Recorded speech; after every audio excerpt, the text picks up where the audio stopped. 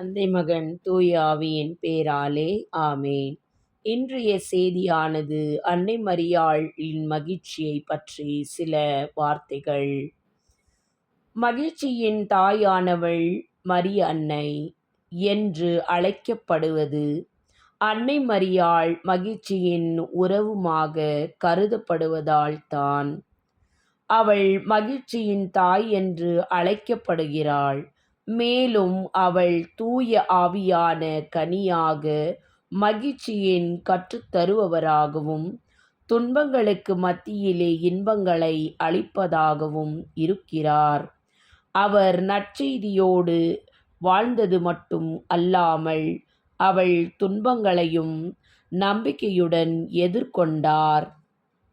1. மகிழ்ச்சியின் தாய். அன்னை மரியாள் மகிழ்ச்சியின் தாய் என்று அழைக்கப்படுகிறார். மேலும் அவர் தூய ஆவியான மகிழ்ச்சியை நமக்கு கற்றுத்தருகிறார். 2. நம்பிக்கையின் உறவு. துன்பங்களுக்கு மத்தியிலும் அவர் மகிழ்ச்சியின் மெய்யும் காட்டினார். 3.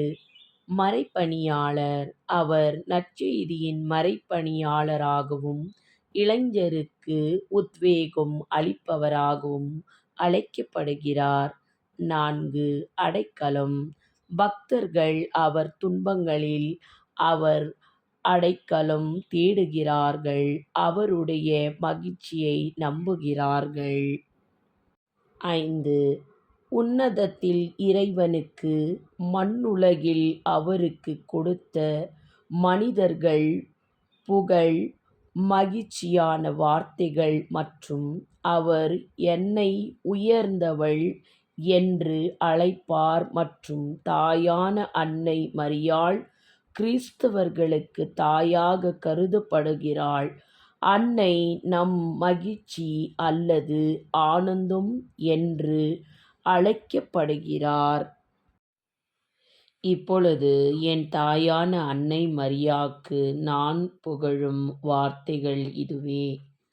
என் தாயான மரிய அன்னை எப்பொழுதும் குறைகள் எதுவும் கூறவே இல்லை. ஏனெனில் அவர் ஆவியில் ஆட்கொள்ளப்பட்டவள். இதனால் எந்த ஒரு நிகழ்வை இருந்தாலும் சரி, அவருடைய வாழ்க்கையில் என்ன நிகழ்ந்தாலும் நடந்தாலும் ஆண்டவரை குறை கூறியதே இல்லை. ஏனெனில் அவள் ஆண்டவரால் ஆவியாலே ஆட்கொள்ளப்பட்டவள். அதனாலே என் தாயானவள் எப்பொழுதுமே குறையை சொல்லவே இல்லை. மாறாக என் ஆண்டவருக்கு தெரியும் இந்த சூழ்நிலையில் என்ன செய்ய வேண்டும், என்ன தர வேண்டும் என்று. இதைத்தான் தாயான ஆரோக்கிய மாதா விரும்புகிறாள்.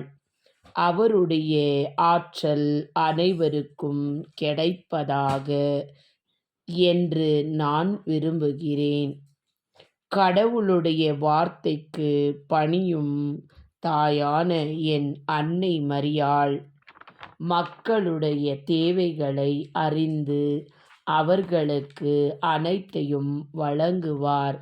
இதனால் அனைவரும் என் தாயாரிடம் ஓடி நாடி வாருங்கள், அவருடைய தஞ்சம் வந்து சேருங்கள்.